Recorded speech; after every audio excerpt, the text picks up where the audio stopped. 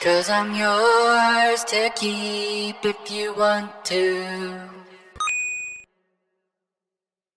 Born here in Los Angeles, California, on Sunset Boulevard at the Kaiser, and I almost came out in the parking lot.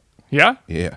So I when you was got like- in there, it was quick. They said my head was like creeping out when they were like parking the car, like, Wow. oh, he's coming out. And then the same thing almost happened with my new son. Like when I took Danielle to the hospital, I pulled up and I didn't even park the car. I just hopped out, left the car. Like, I think I even left a door open, took her in. They're like, oh, go up here, get on the elevator, bam. Then I'm like, okay, they're going to get her already. Let me go back down and get the bags. As I'm going to go get the bags, I get on the elevator. She's calling me like, get back here now. I'm about to have the baby. I go back in there. It's like full on, like, you're having the baby now. His head's already. Damn. Yeah. It's crazy, man. Yeah. So, yeah. So you got to experience what it was like when you were born Right. with your own son. With my own son. Yeah. Yeah. Like, oh, you're here. Yeah. And how Yeah. long did you live here? From being born here, how long did you live in California?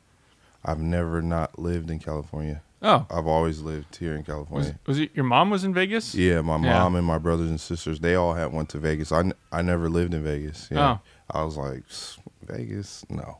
So you were here, were you in LA the whole time? Yeah. Yeah. Pretty much LA the whole time.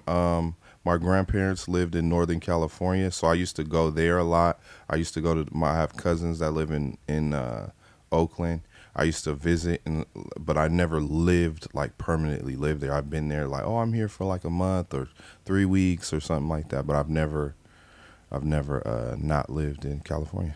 What was it like growing up here? What part of town were you living in? What was kind of like the city doing? It's funny, like, childhood wise, the main core of my life, I lived in Los Angeles, like mid city, South Central Los Angeles. Mm-hmm. But there was certain parts of my life where I lived in the valley, and when I look at that as a whole, it's like it prepared me to be like a person that can operate in any circles. You know, Sure. I'm not just, I could be in the hood and operate, and even though I'm slightly different than them, but then I'm almost still the same because I went to school with a lot of these people or whatever. We have the same type of, but then I can go to Laguna Beach and be in a bar and still know how to operate and have conversations or whatever, you know? Yeah. It just kind of made me like a more rounded person. And then when I look at that now, that's why I'm able to go to different countries or go to different places and tap in and, you know, create a relationship that's like cool. You know? Yeah. Be comfortable. Yeah, comfortable with myself. Yeah. I think Because when I was here in Central LA, I was always like I was like them, but I was a little bit different. When I moved to the Valley, I was like all the way different. So no matter where I was always like an individual. And then as I grew up to become like a man, it's like, oh, that's just who I am as a person. I'm just me. Yeah. I feel like we're the same way in like a kind of old souls, Right. you know, knew it early. Like at what age do you feel like you were like sure, like kind of like already in your personality, you know what I mean? Like you were already like, oh, I understand who I am. You know what I mean? I feel like people have a long journey discovering that. Yeah, I think I probably just about got around to that around 10th grade. Okay. And what really stretched it was that was the year I left LA and moved to the Valley. So I was like very off top. I was already different because I was only black male in the 10th grade. Anybody other male that was black was in other grades. That's crazy. So just off of that alone, I'm already an individual. Then I'm from LA, so our style of dress, our talk, our clothes, the type of things that we're into was not like, now I'm going to school with people who wear skater shoes and this, that. I never even could pick a skater shoe out for my life. I didn't know what chocolate was and Etnies and Osiris's and all that. I didn't know nothing about any of that. Like, you know what I mean? I'm coming to school with polo on and Eddie Bauer and Tommy Hilfiger, and they're looking at me like, like I'm about to go to church. You know, they're like, why are you all crispy with a polo and Ralph Lauren this? And I was, because when I went to school over here, that's, if you didn't dress like that, you didn't, it was bad for you. Yeah, you're just getting clowned. Yeah, getting clowned. Like everybody was crisp. Where I went to school, everybody was crispy. Like it felt like your socks had to be ironed so that nobody could just say nothing. And then if you don't have good clothes, then you better be big and can beat people up. So then they leave you alone. But if you're just like regular sized, then you have to match it with having clothes. It was just, that was what it is. So when I got to that school, it was like an incubator to make me be like, all right, you're different than everybody. There, you have no choice but to be different. So who are you gonna be? Yeah. And I was like, well, I'm me. Yeah. Yeah.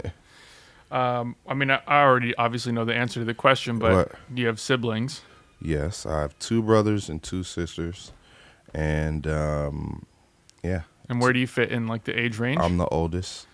Yep. And are you close with everybody? Very close to everybody. Yep. Very close. Yeah. We grew up. A large portion of my childhood, we grew up with my mom, and theirs too. But we grew up with my mom, so it was like my mom and just us. So we were forced to be like, I was on a bunk bed with my brother, probably till 11th grade. You know what I'm saying? It was a bunk bed, and I had the bottom. And neither one of my other 2 brothers would want to sleep on the top. So sometimes we're all 3 on the bottom bunk. How come? They were like, it's hot, and it was hot. So sometimes I would be like, man, I just, I'm in the 11th grade. The next one is in the 7th. Mm-hmm. So there's like a big gap of like interest and everything. And then the one below that's in like the 3rd or something at that time. Yeah. So I'm like, I want to be alone in the bed. You know what I'm saying? Of course. At that age, you're like, yeah, I'm like, bro, needing your space. Yeah. And so, but then when I look back at it, it's also like, that's the reason why we so close too as well. Which is because we had no choice. Yeah. We had no choice. Like we shared a room and had a bunk bed, 2 beds, 3 brothers. What we gonna do? 2 on the bottom, 1 on top. But then nobody wants to get on top, so we're all just. Yeah. And then what was your first job? Toys R Us. Yeah? Yeah.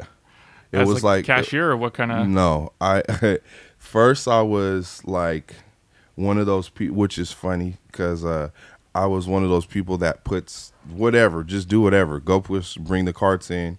Yeah. Or it was like, I hated doing that. So then they're like, oh, just put stuff back that doesn't belong, which then turned into how I am now. So like if I'm in the store and I pick something up, I will walk all the way back and put it back because I know what it's like to be.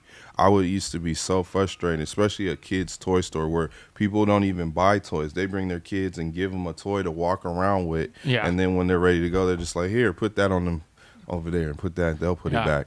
And like I used to have to put it back. Then I bogarted my way into working in bikes because this one dude that worked in bikes, me and him used to chop it up all the time. And like we used to chop it up all the time. And then sometimes I would be there and somebody would be like, hey, I'm looking for this bike. And then I'm like, oh, they're looking. So I just kind of like forced my way into it to the point where then one day they were like, hey, man, here's your headset. You're like, because you work at bikes. And I was like, I do? All right. I'm in bikes, which was tight because in a day, maybe 6 people come for a bike. Yeah. You know what I mean? Most people are coming for video games, dolls. But in a day, maybe about 6 people. Like maybe 10 people come and 5 or 4 of them are just looking and 6 of them will buy a bike. Yeah. What age were you when you were working there? That was like 17. Yeah, it was like on some like, I'm trying to think like some type of like summer job type thing. I think it was after. No, it wasn't after high school.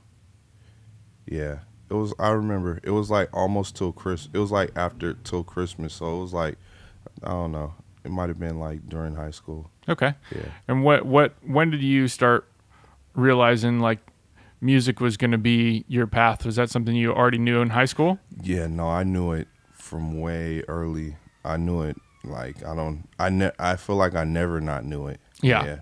I was always playing instruments, always into music, always like anytime I saw a piano or drums, because I was first a drummer, so I used to play drums for like hours. My dad bought me a drum set when I was like 5, because my grandma used to set out pots and pans when I was a little kid, and she would just let me just sit there and hit on them, and I just always was into it. Yeah. You have musical family members? I do. My dad was a producer in the 90s. He had a couple groups and stuff like that. And then his dad was a gospel singer named James Cleveland, and he he did his thing. Is that part of what influenced you musically, you think? Or is it just something that just naturally gravitated your way? I battle with that sometimes, because sometimes I'm like, nah, it didn't, because I never I never looked at what that was and be like, oh, I wanted to do that. But then in some ways it's like, okay, well, your dad did it. You know what I'm saying? So did you, I don't know.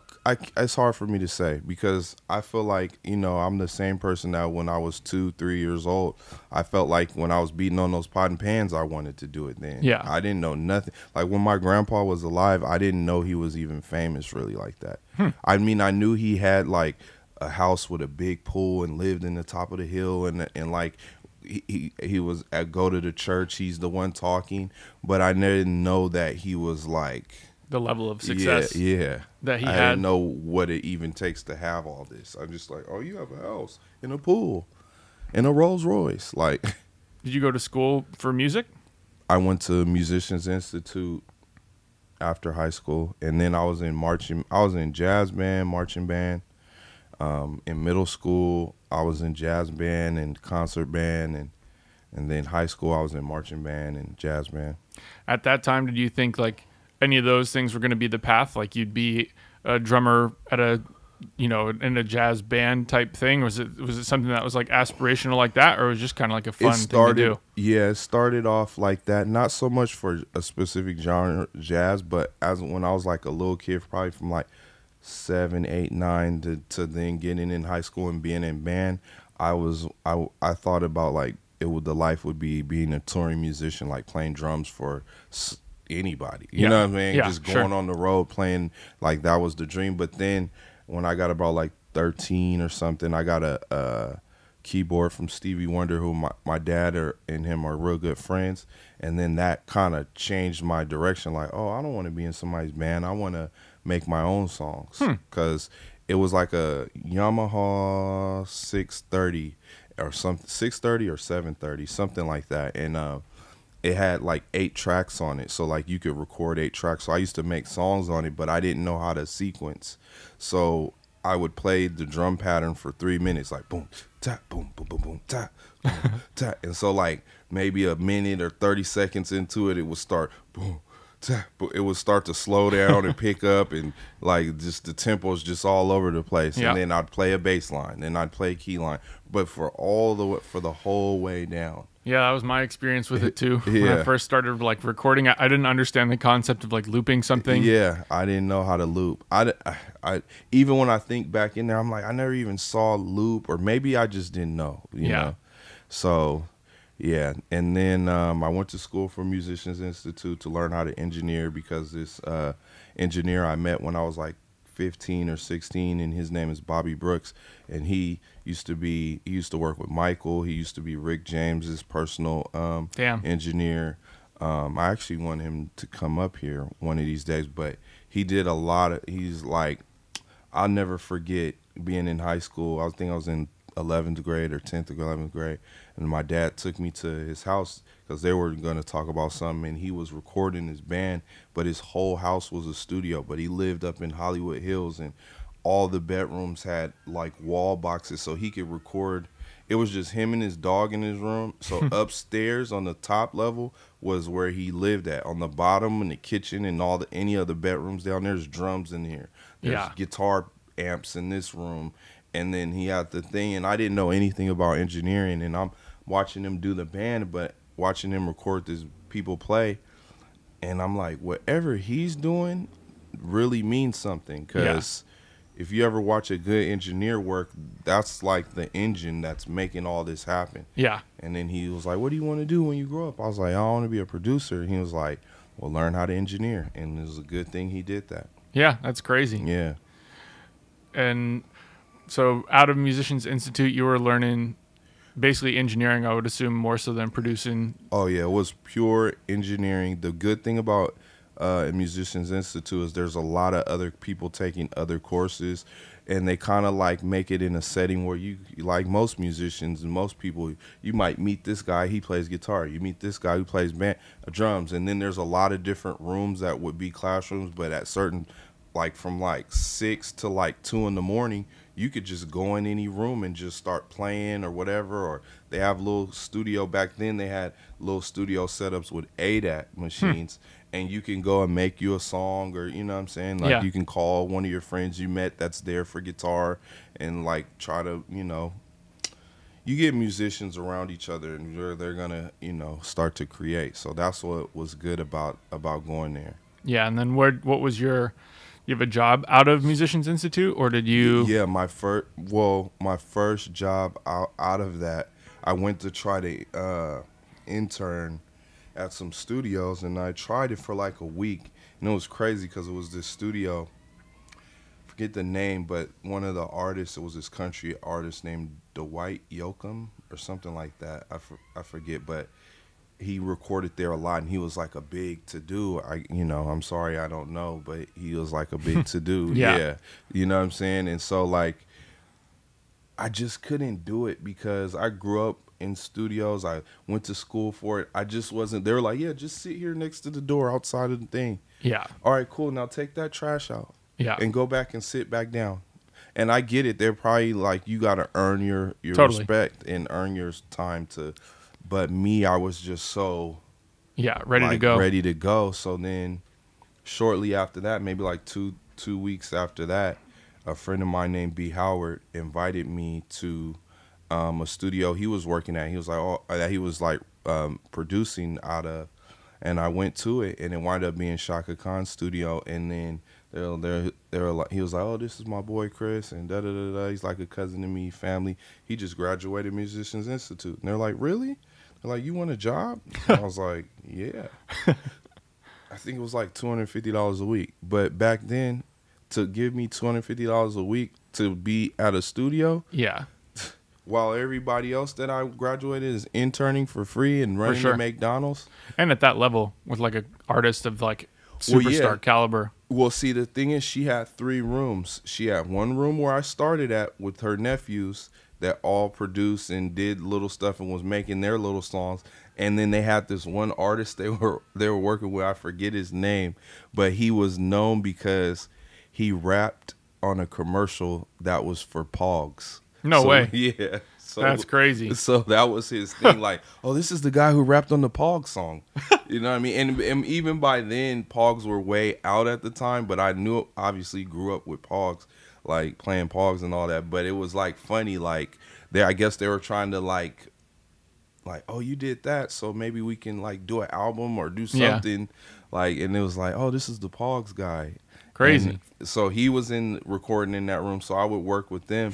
And then they had a B room, and then they had an A room. And then maybe not even a month later, they moved me out of the room with there and then put me in their B room. Their B room was a room they rented out to clients. Okay. The A was where Shaka was. And so I was in the B while this other engineer was in the A. And I would just work those sessions that come in. And then one day he couldn't make it for like a week or a few days, and then I went in there and got to work with her, which was crazy because she, outside of this, she was my favorite female singer. Shaka Khan, Tina Marie, Janis Joplin. Yeah, those are my top 3, and Erykah Badu. Those are like my 4 female singers that I could listen to. How long were you working there? I would say not a year. Okay. Not a year. Something that happened, and I had to go move to the Bay Area with my grandparents for like for like, I do know. It was 60 days.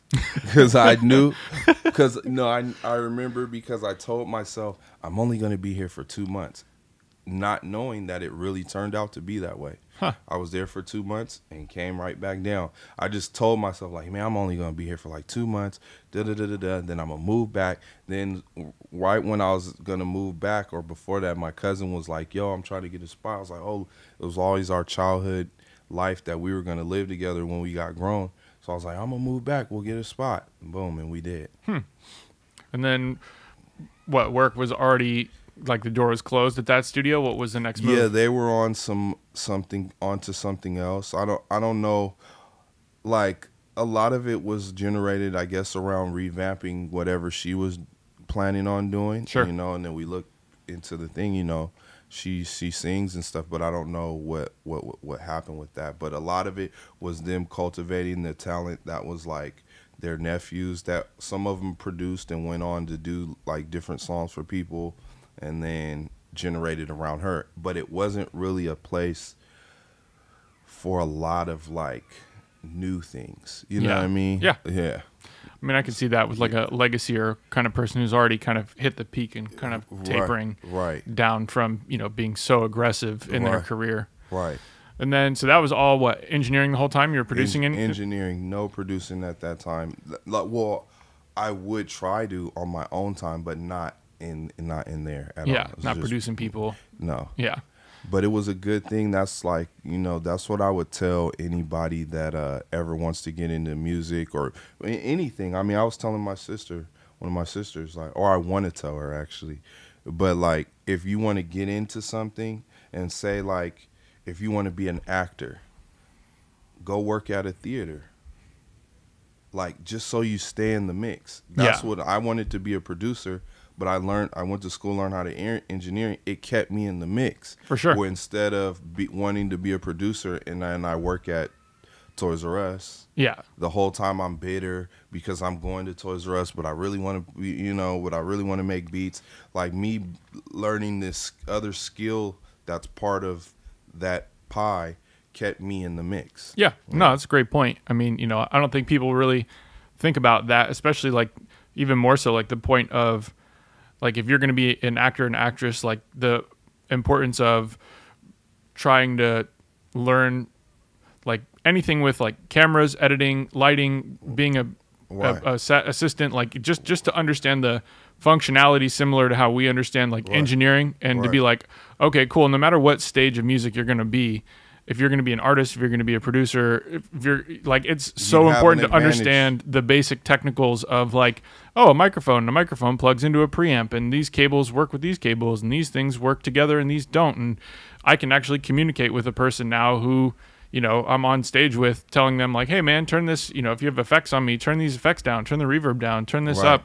Like, you have the ability to communicate where, you know, and especially obviously being in a studio, like having the fundamental just language to discuss what you need, you know what I mean, rather than trying to describe it like in colors and in you know, these vague like, terms. Or, hey, can you go back to 57 seconds when I say the? I want to change it to they. Like, no, are you talking about go back 8 bars? Yeah. Okay, we can go back 8 bars. Sure. You know what I'm saying? Yeah. Like yeah.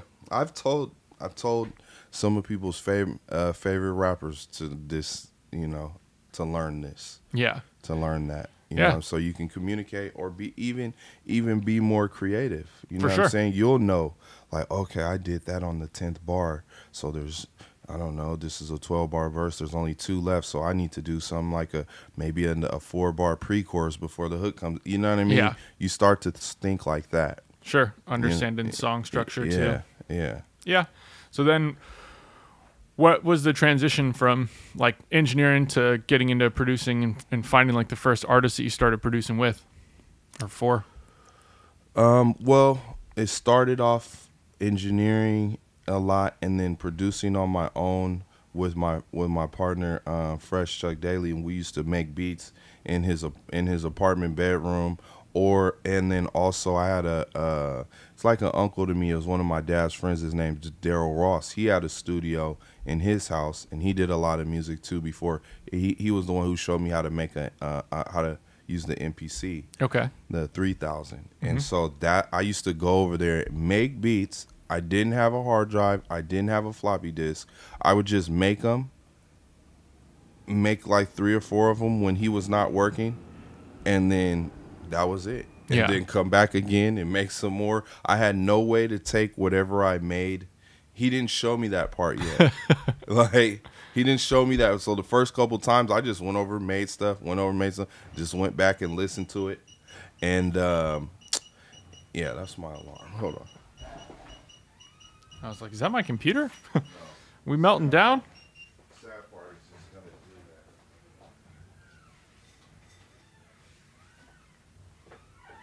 do that.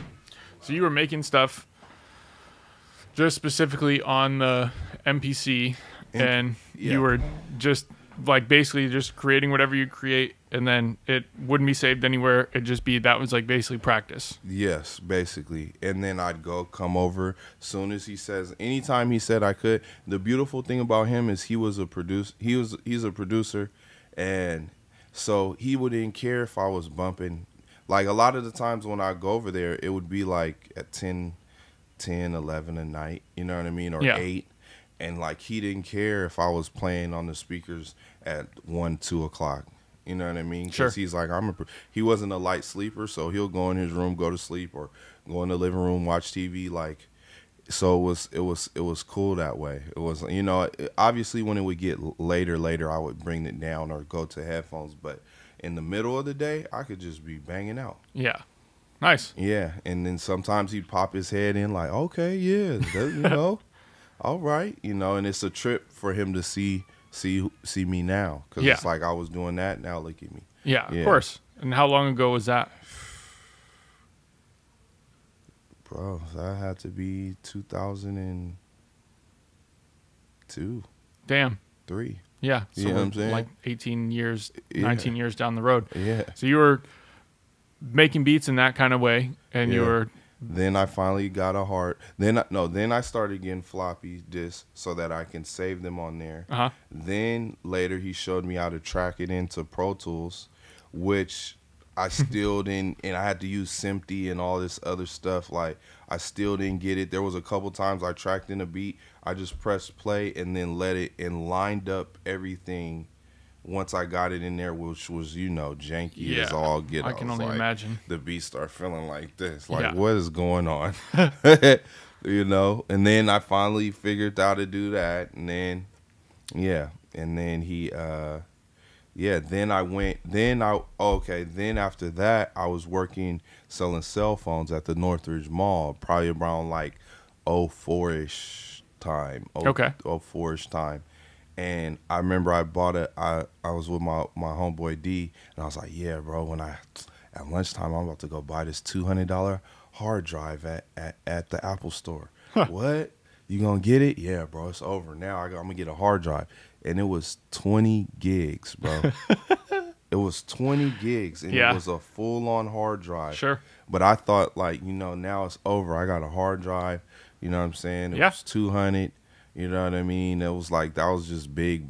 That was like buying a laptop. Yeah. You know what I'm saying? Like, so, yeah. And then it fried on me. Like, no way. Yeah. Fried on me. Fried on me too. And within a year, I would say.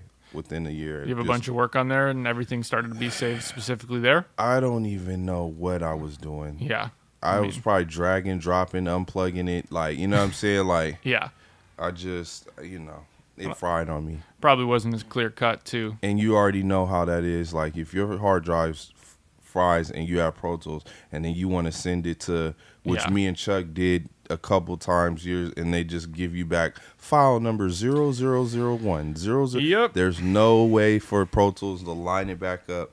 They can give you the files back, but you can't do nothing with them. So you know, we've had that, and me and Chuck had that happen, like where your heart just sinks and drops, and it's like, all right. when did producing start to like actually kick in as something you started like probably making songs and realizing like, oh, I'm happy with like, you know, the results of this. Like I actually feel probably around okay. Yeah, about 04-ish. Then 04-ish, 05. Somewhere in there. It's hard for me to remember exactly 04-ish, 05. I know because I know when 06, then I've after 2006, I've never looked back. I haven't had a regular job since then. I haven't like done anything but so it had to be 04-ish, 05. I was working at another studio on Santa Monica and Orange over here, and it was called HIP, and I was there as an engineer. But because I produced too, the artists that would come in and work, started producing. You know what I mean? Yeah. I started making, and then the producers whose studio it was, because I could play keys, we kind of started collabing together. Yeah, so probably around that time. Yeah. Around that time is when I started like, okay, I could do both, and I'm doing both equally amount of time. And what was do you remember like what your goal was at that point in time? Was it like, oh, I'm going to find an artist and start to try to like build a career? I'm just trying to work with anybody I could work with. Like what was the early stages? It was probably more so work with whoever, you know, fortunately enough, engineering wise, like if I wanted to be the guy engineer, whatever, if I would have took that path, I could have easily been that. But Yeah. it wasn't who I wanted to be. Sure. But when I came in, I started engineering for B2K, or even how I started from the jump. I started with Shaka Khan. Then later on, like when B2K was popping or whatever, I did sessions with them. I did sessions with all these different artists that were like signed. I started with working with signed people. Yeah. Instead of like starting with people that are like up and coming or new, or you know what I mean. I started, which was cool, and it's not always the case for most people, but Sure. It was cool because it was like, all right, get in here and do this while with these people that are used to working with people who know how to do this, you know. Yeah. And when I went to Musician Institute, I was 17. When I graduated, I was 18, and the type of people who were engineers at that time were not 19-year-old black kids. You know what I'm saying? It was more so a white guy with long hair who's been doing engineering since Van Halen. Yeah. And he doesn't want to do this rap song tonight, but he's going to do it. You know what I'm saying? Yeah. So when they would see me, they're like, oh, you're the engineer. Oh, okay. Well, all right. Well, come on, man. All right, pull up another track. All right, cool. I'm going to double it. I'm sitting there like, huh? Okay. Double. Okay. Yeah. Yeah, now fly the hook over there. Okay, fly the hook. Yeah. I didn't even use the grid right. I'm over there Yeah. sliding it, and man, does that sound? No, that doesn't sound right. And you move it back a little bit. All right, forward. Yep. You know, now I'm like, what? I already flow it. Yeah.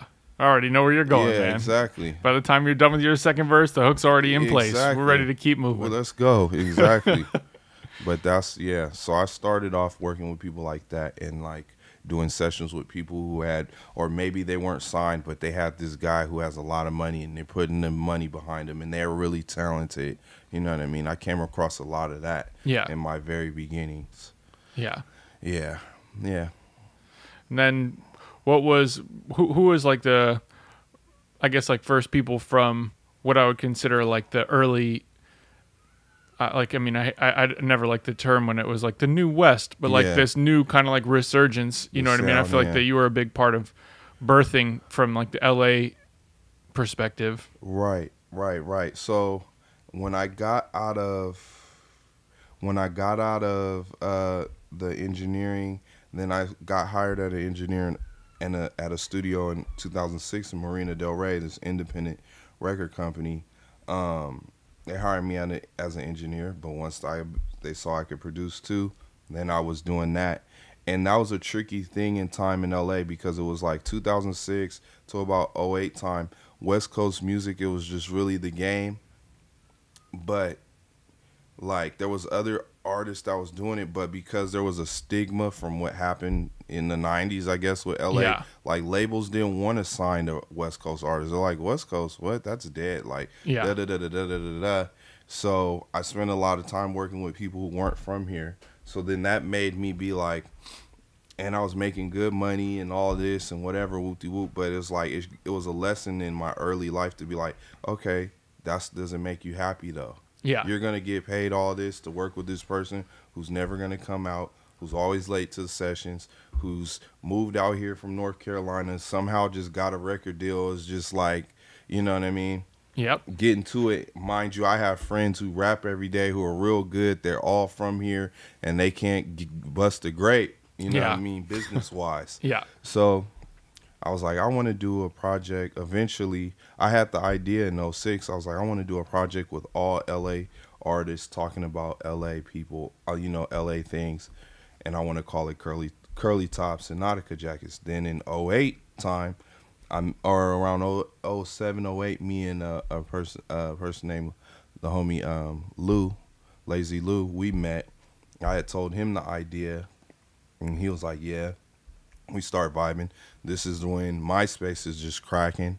So you're able to hear people and see people's songs and do this. So I put an ad up in the MySpace thing. Hey, I'm working on this project, da-da-da-da-da. And people started hitting me. Wow. Yeah, and originally I didn't even want to produce it all. It wasn't because it wasn't about me. Sure. It was about we, which I'm usually about. So the only producer, he came to my show the other day. The only producer that responded was Jamsport J. Wow. Yeah.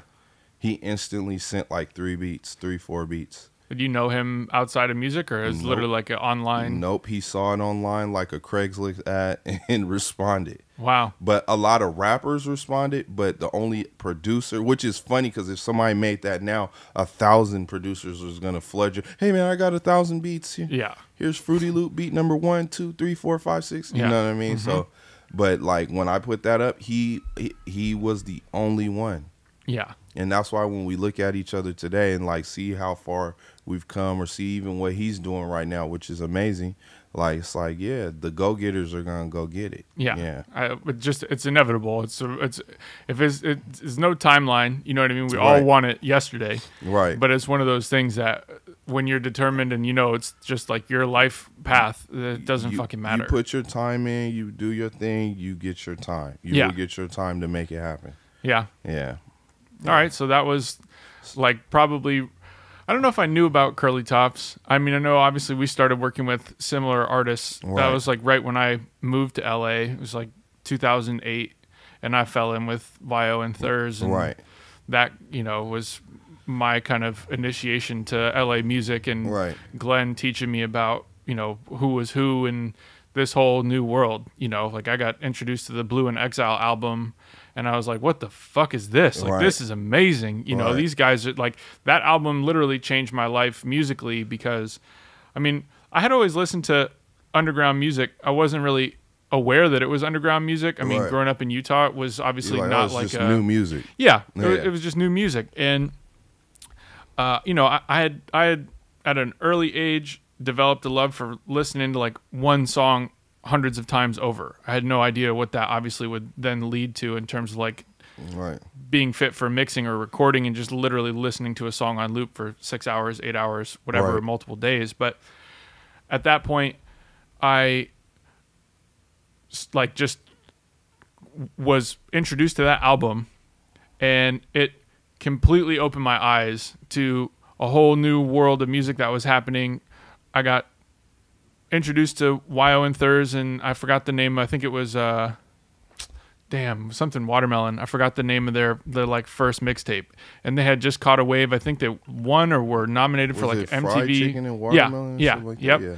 And it had Beautiful Day on there, and it had some songs that I loved. You know, like when I heard that, I was like, oh shit, this is amazing, because I was listening to like Souls of Mischief. And that kind of stuff, which translated through like snowboarding videos for me, and that was kind of how I, you know, discovered a lot of that music in that age.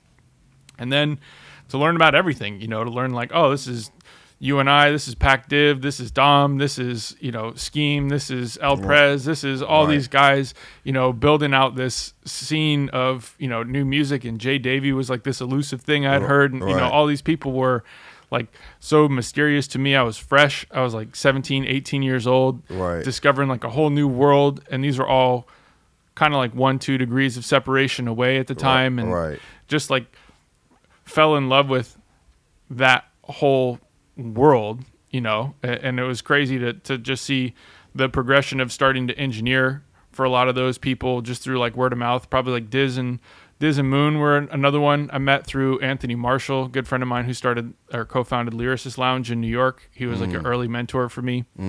And he introduced me to Diz, and Diz and Moon were introducing me to other people. Wyo and Thurs were introducing me to all these people.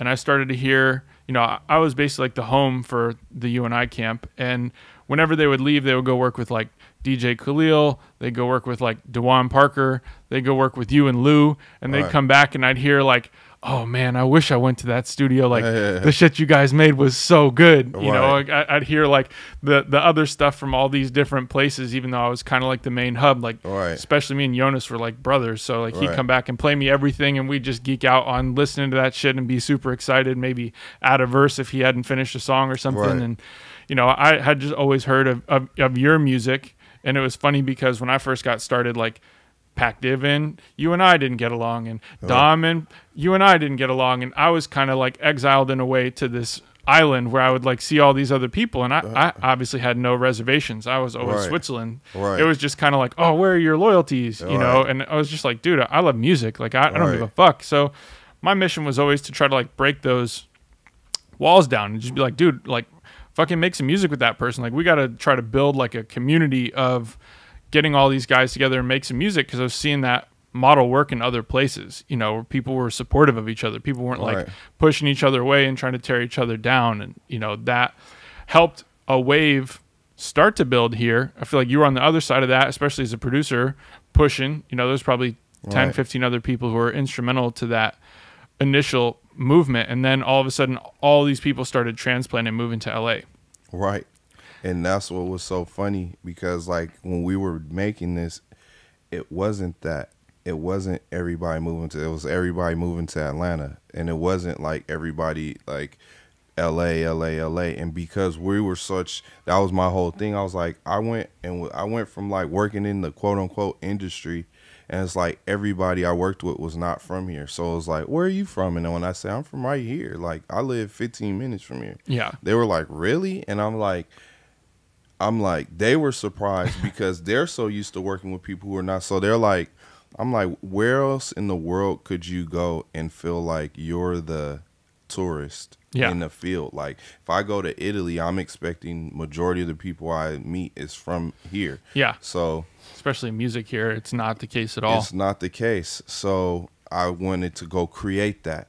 And create that type, or here's my part in creating that. I'm gonna do an album with all LA artists, and at this time, like you said, it was Pac Div, it was you and I, Jay Davy. Those were the only people getting shows. Yeah. And Jay Davy was like even bigger than that. Like me, I met them in 03, 04. Wow. So 06, 07, we went to Paris. They were already selling out the Roxy and House of Blues and all of this stuff. So at the time in 08, 09, like none of these other people had shows, bro. Yeah. Like if it was a show, it was like the homie Gavin put it on, and the rest of us, everybody here is almost cousins. Like, you know what I'm saying? Like, so no fans, none of that. So, you know, it like now when we look at it, everybody went on to become things. When I look at the names on the Curly Tops and Nautica jackets, it's like I look at 310.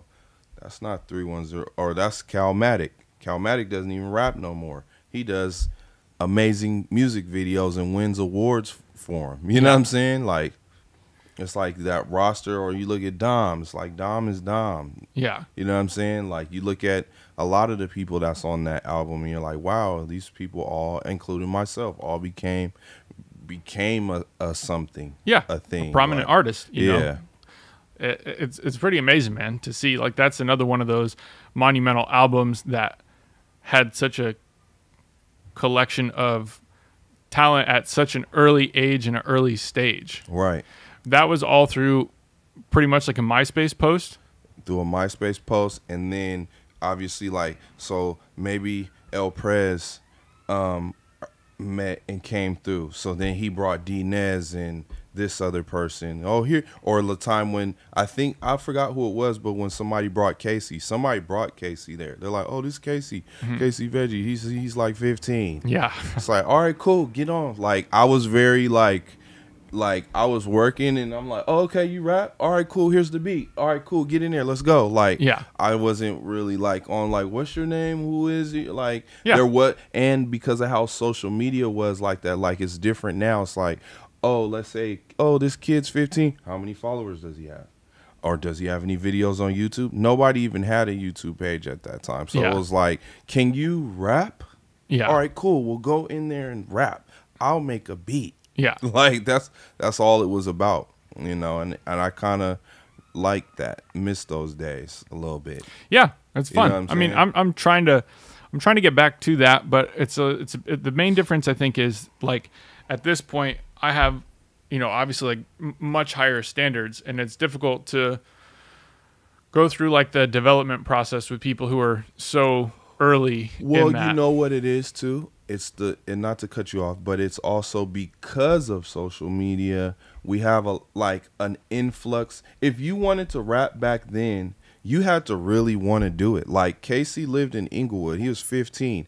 The studio's in North Hollywood. How he got from over there with some friends over there on a school night, I don't know. Yeah. It wasn't to get more followers. You know what I'm saying? His inertia that gave him the energy to go do that was was from within. It wasn't like, oh, I'm gonna do this so I can post it and get da da da da da. So that's the reason why now you kind of gotta vet everything, and you know what I mean. Like, all right, cool. Are you really doing it? But I don't think we'll ever really be able to go back to it like that.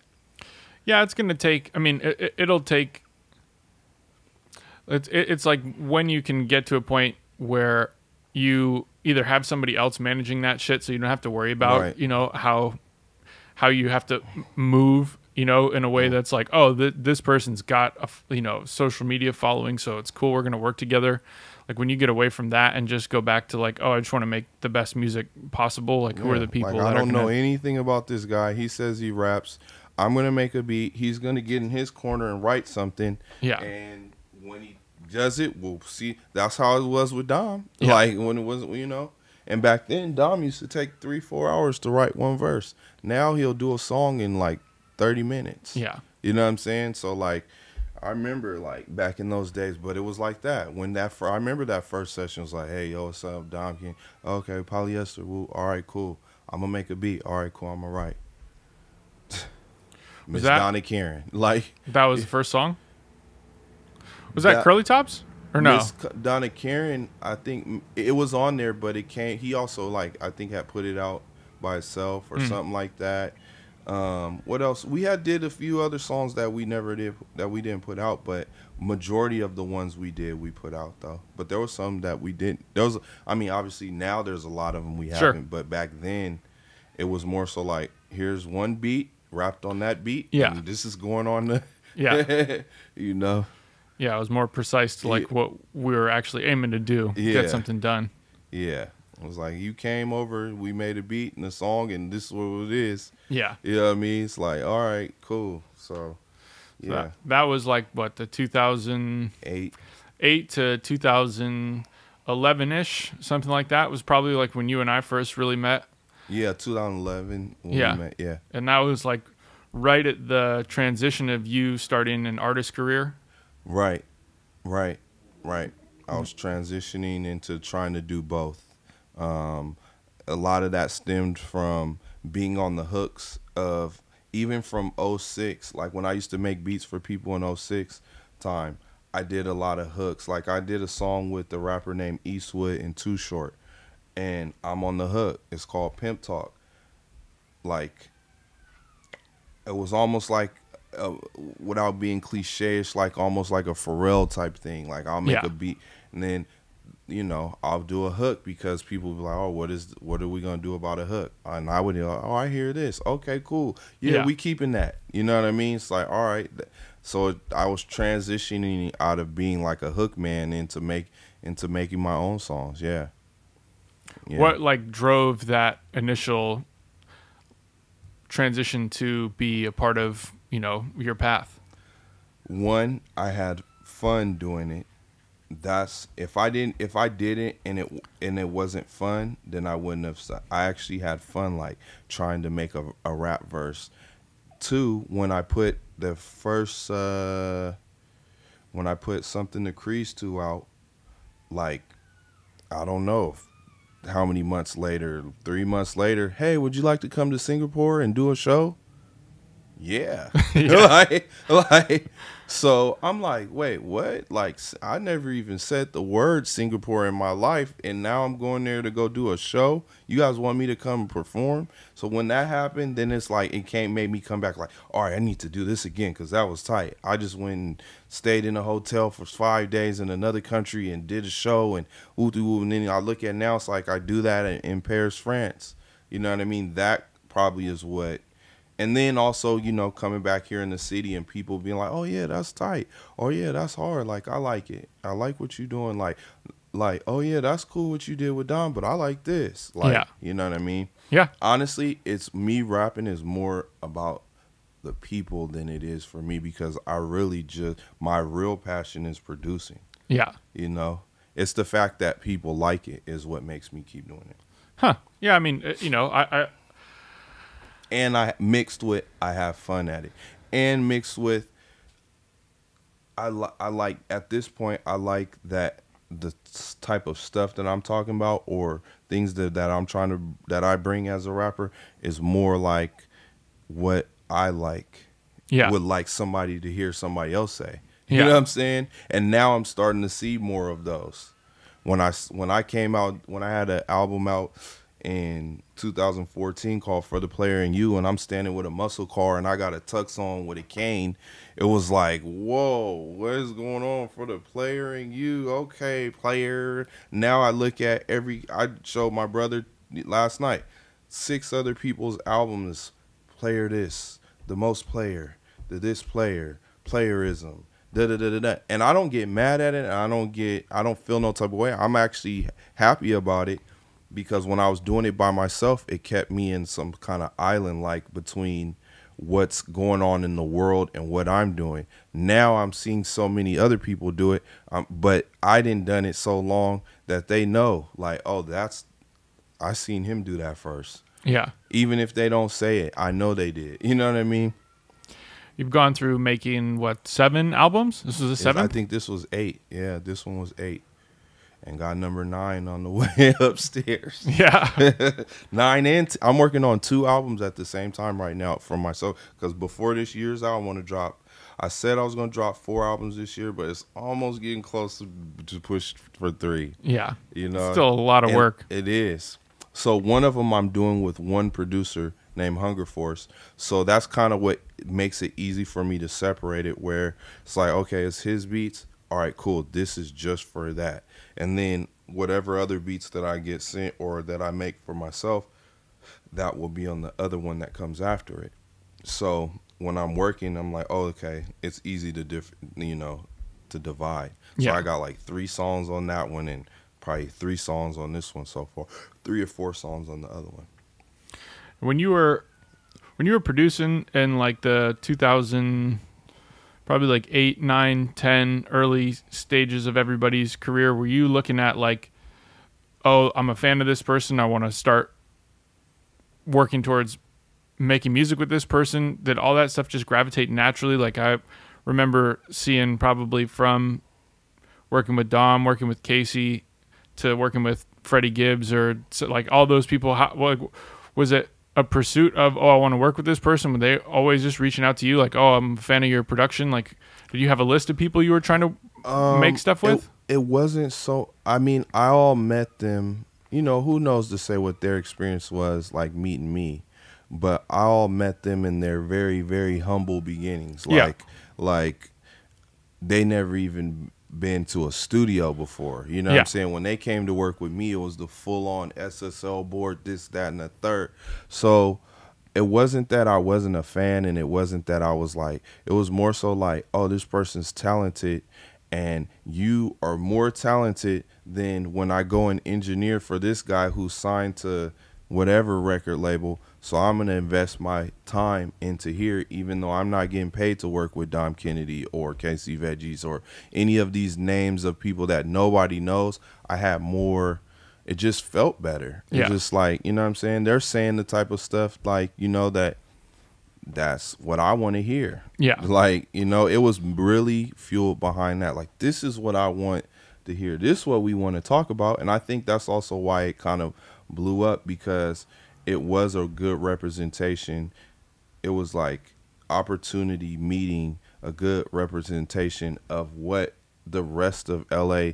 It was like, no disrespect to the game, but it was more like, yo, there's more LA rappers than the game with Chucks and Lowriders. Yeah. The rest of the world, that's all they thought about. They didn't know there was people with Dom, with the LA Dodger fitted, with the Vans on, with the, yo, I went to Venice High School and I'm still but I live in Leimert. I'm like, there wasn't that representation of LA wasn't being shown. Sure. And there's a lot more of those than there is the Chucks and the, you know what I'm saying? Yeah. Even the people who live that life don't dress like that. You know what I mean? So, you know. What was probably 2012, maybe something, when you had a son, first kid? 2013. 13? Yeah, 13. And what was that like in terms of changing up your lifestyle from... Well, you were probably I told Dom first because we were upstairs when I got the call. And then I think I told you third. I told my homeboy D, and then I saw you later that day. And I remember you were like bending down going to grab some cables or something. I'm like, bro, I'm having a kid. You're like... like, I could tell like you didn't want no type of emotions to show. It's like, okay. Yeah, so yeah, that was 2013. And it changed me, and it changed me in a good way. Each son has changed me. That's why it's kind of cool the second time around, because I had the first time around, and like it's dope. It's like it unlocks like a portion of yourself that's like locked up, and maybe you don't need it before you're a parent, but once it's open, you're like, wow, I'm glad this is open. Because before I had my first son, I used to let people owe me money. I used to do sessions and be like, oh yeah, we did the session. Hey man, I'm gonna pay you in 2-3 weeks. Or hey man, can you come make these beats? And yeah, I'm gonna give it to you when never 30, or you know what I mean? Yeah. Like after I had him, I'm like, if you don't have the money today, I can't do it. I should have been like that beforehand. Yeah. But before I didn't have a son, I'd be like, oh, you gonna pay me later? Cool. I got a couple $100 in my pocket to get something to eat and pay my rent or put some gas in the car. I'm not hurting. Yeah. You know what I mean? But then what happens when you run out of that? Yeah. And then you have 7-8 people that all owe you at the same time. And that used to happen when I was an engineer working for people that were signed. Yeah. It was like, I'm working with all these great people. What does it matter if I work with Dom and I'm not getting paid when I'm working with all these people and they're not going to pay me for 60 days? Yeah.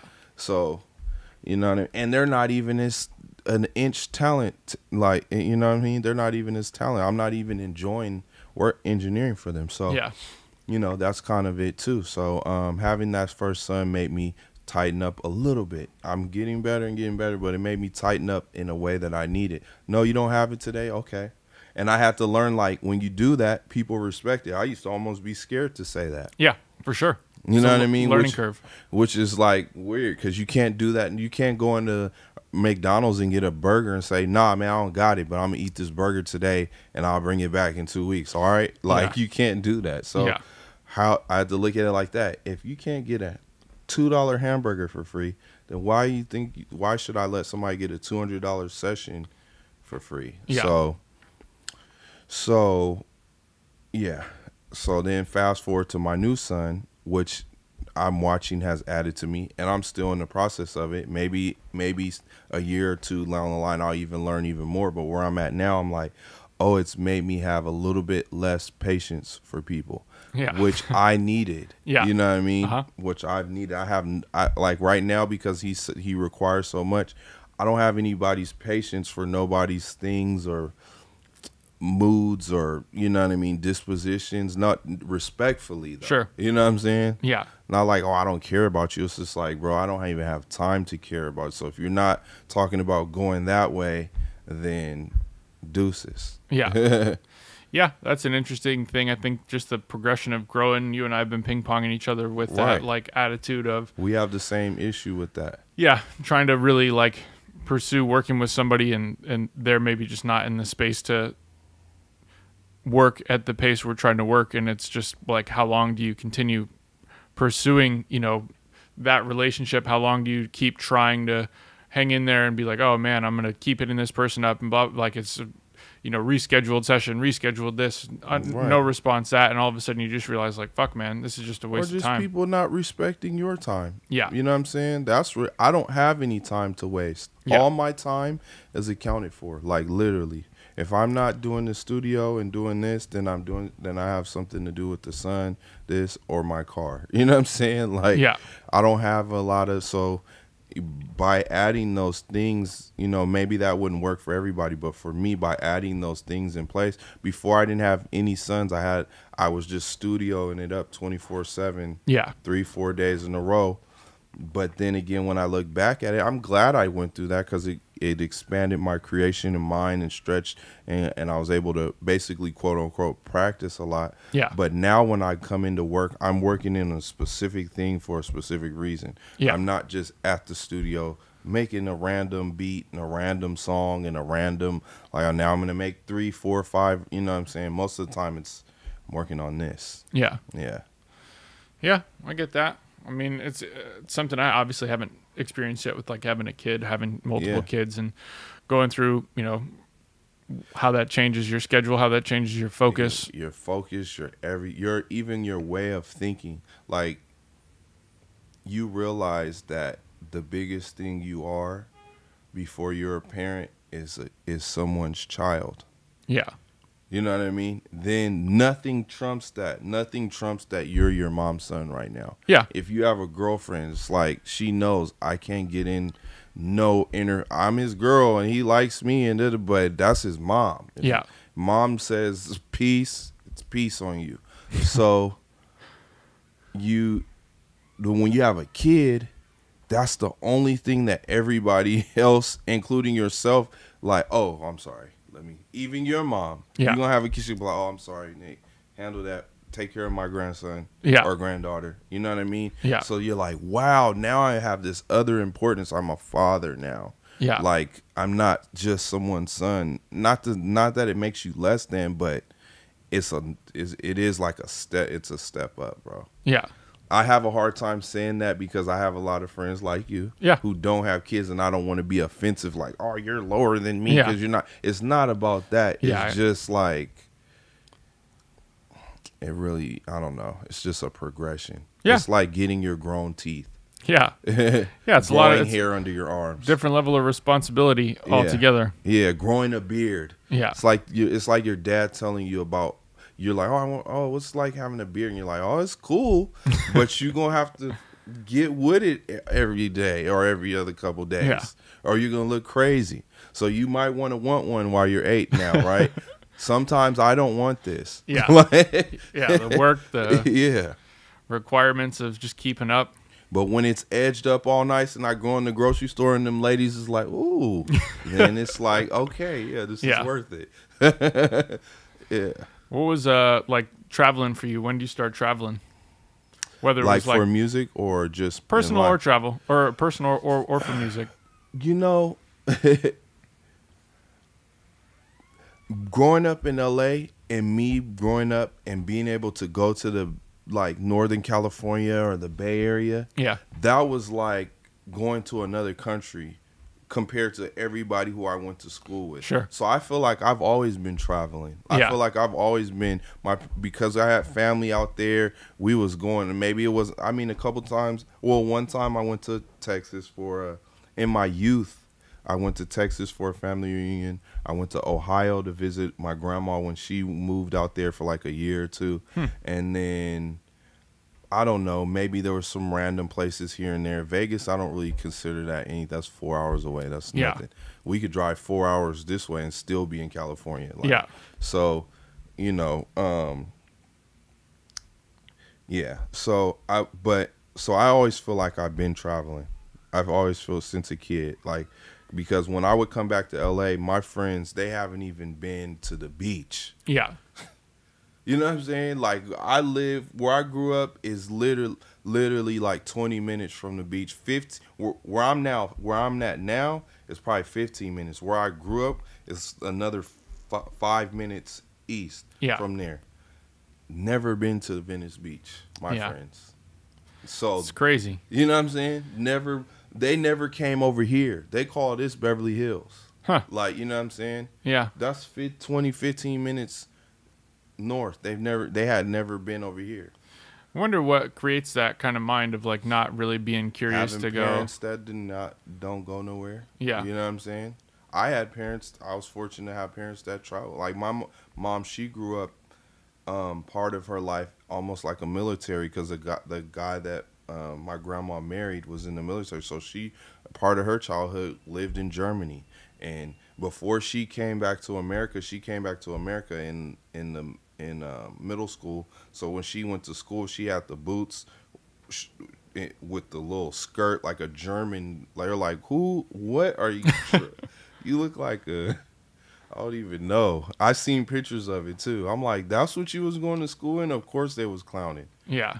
Like, different times though, you know. Look like Rapunzel or something, or like yeah, I don't know. She was looking crazy, but she was coming from Germany, and that's how you had to dress when you went to school, with everybody the same boots, same little skirt, same little white. It was like a uniform, but not a uniform we have. Yeah. And so she lived there. She lived in Japan. So yeah, I grew up with parents that kind of talked about traveling, or you should go here. My mom was the reason why I got my passport. Yeah. She was getting on me like moms do. Did you get it? Did you fill it out? Oh, okay. Hey, okay. You had a nice day. But did you get your passport though? Yeah. Like, everything led to that. Then one day I finally went and got it. And then a week later, 2 weeks later, Jay Davy was like, hey, you want to go to Paris with us? Do you have your passport? I'm like, I just filled it out. It should be here in like a week or two. They're like, cool, in a month we're going. And so I had it 2 weeks. It was in my hands 2 weeks before I was leaving. Perfect. Yeah. If I would have hesitated or procrastinated, I wouldn't have went. And I'm glad I went, because it changed my whole life. Yeah, what was it like when you first went there? That was 2006, 2007? 2007, yeah. It was that yeah, 2007? Yeah, because I went again in 2009. Yeah, so 2007, yeah. It was tight, and I now have been gone a few times. Yeah. I'm glad I went back then. I wish I would have went in the 90s, but I'm glad I went back then, because social media wasn't what it is now. So when I go there now, everybody looks like us. Like, they dress like we're all pretty much the same. They got Crocs just like we do. Yeah. They got the Supreme. They got the this. But when I went in 2007, they were on Paris fashion-wise is just top notch. And it still is, but they were just on their thing. Yeah. You know what I'm saying? And that was, for me, was like tight. They were looking at me like, what do you have on? Yeah. Like, you know what I mean? Yeah. Like we're on this. Now when I go out there, I'm like, man, this looks like Silver Lake. Yeah. Yeah. That's such a crazy thing for me. Like, the more I travel now, the more I just look around and I'm like, damn, man, it's really sad, all this like American export of Starbucks and McDonald's and Forever 21, and like, it's basically like, we were in Scotland, I think it was last year or 2 years ago, and they had a street that was like the 3rd Street Promenade, like in the middle of, like, I forgot what city we were in, and I was just like, holy shit, like, this is so crazy that their culture has like been stripped out of like their own main city, right? And now you have a strip mall. Yeah. And it's just such a bizarre thing to kind of be on the tail end of that transition from like every part of the world having its own culture. Not that they don't anymore, but it's way less obvious, you know. Everything, especially like through the internet, has just become like a hodgepodge of the same person all Yeah. over the world. Yeah. Yeah. And I liked when I went there. When we went there, Brianna, she used to wear Jack Davis. She had her mohawk. Yeah. And she's a black girl in 2000. She had it in 03, 04, but in 07, she still had it. She's a black girl with a mohawk. They're already looking like, what is going on? Like, who are these characters? Brooke, he had one too. It was like, what is going on? But now they wouldn't care, you know, or now when I go out there, it's like, you know, it's the same. Yeah, I still love it, but I'm glad I got to see it the other way, because it was like going to a different planet. Yeah. And I like that. I'm like, oh, everything sure. is just different. Y'all on some whole, you don't, all this stuff that we love and think is the tightest thing in the world, like, they don't care about Jordans out here. Yep. Like, they don't care about their shoes. Yeah. They were laughing at us because our shoes were clean. They're like, oh, look at you with your little new. Like, that was the thing to them. It's like, oh, you have little clean shoes on. And this girl stepped on Brooke's shoes. Like, here, you need to dirty them up. Like here, we want to have ours so crispy, like they just came out the box every time. Yeah. They were on the opposite tip. Yeah. And it was, like, funny to see that. Like, they were laughing because our shoes were that clean. Like, they said it's like you're a little kid. Like, oh, your mommy bought you some new shoes? Like, it's like, wow. Yeah. That's how you feel? Now I feel like if you go over there, it's going to be a totally different No. situation. I was just 2000. I was there. Right before the pandemic. I came back, and then I came back to to Los Angeles, and then the pandemic hit. Yeah. And my roof caved in from the rain, and I had to go stay at a hotel. Like, Oh, yeah, I remember that. Yeah. Damn, what a I crazy... was like, wait, what? My roof, the pandemic, COVID, what is going on? Yeah, that's a crazy entrance into that Yeah. whole life change. Yeah. It's been a fucking weird year and a half, man, watching all this stuff just bouncing around with, you know, We're still in the thick of it. We're Yeah. still in the thick Back of into it. Man. We're still in the thick of it. I don't even know Yeah. what part of it we're in, towards the end. Are we still at the beginning? Yeah. Like we just in the thick of it. Also, I'm just trying to maximize my output. That's my I guess mantra. Maximize my output. Put out as much things as I can. Yeah. Yeah, it's exciting, man. I feel like we got some good projects. You got some good stuff coming. This is going to be an exciting, you know, next 6 months, next year and a half, just with all the different projects we're pushing through the pipeline and, you know, seeing where it goes.